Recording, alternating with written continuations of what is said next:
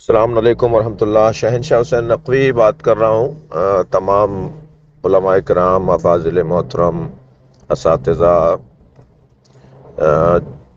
مجلس عمومی مدارس امامیہ کے تمام ممبران کو سلام عقیدت۔ ایک بہت ہی ضروری بات کی طرف چاہتا ہوں کہ توجہ دلائی جائے۔ ایک مدت سے ایک خاتون جو ظاہراً معمر خاتون ہیں اور وہ ٹیلی فونک رابطہ کرتی ہیں علماء کرام سے، اور خاص طور پہ سادات علماء کرام سے، اور خود کو مختلف ناموں سے بتاتی ہیں۔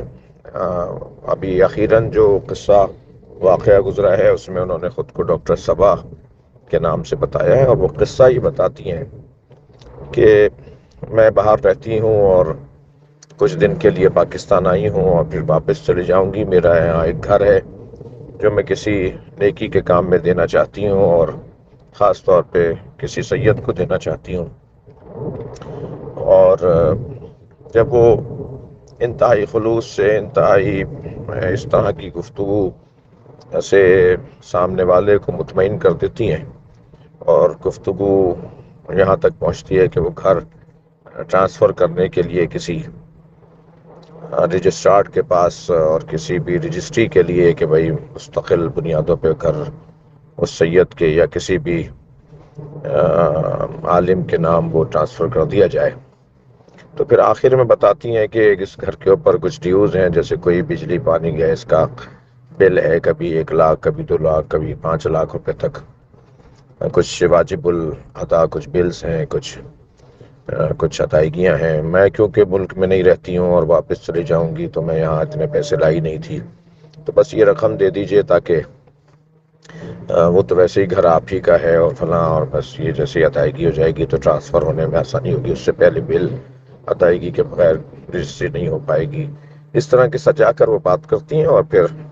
وہ رقم لے کر وہ فون اپنا بند کر دیتی ہیں، اور پھر وہ غائب ہو جاتی ہیں 1 ڈیڑھ سال کے لیے، 6 مہینے کے لیے، 2 3 مہینے بعد۔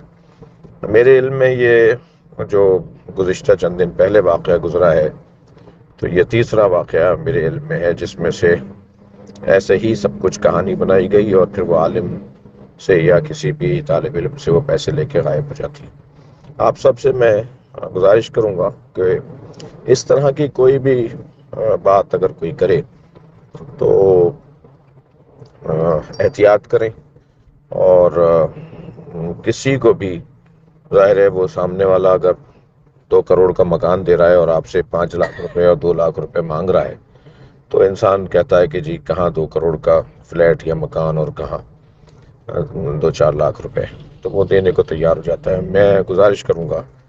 کہ احتیاط کریں اور اس طرح کی کسی بھی کہانی کو سچ نہ سمجھیں، اور جب تک کہ آپ اس کو جانتے نہ ہوں اور کوئی بیچ میں واسطہ جو ہے وہ خود مطمئن نہ ہو، اور احتیاط بہرحال بہت ضروری ہے۔ بہت بہت شکریہ۔ میں نے آپ کو ایک اہم بات کی طرف، کیونکہ اس مسئلے میں اب تک جو لوگ متاثر ہوئے ہیں وہ علماء کرام ہی متاثر ہوئے ہیں یا ان کے وابستگان۔ بہت بہت شکریہ۔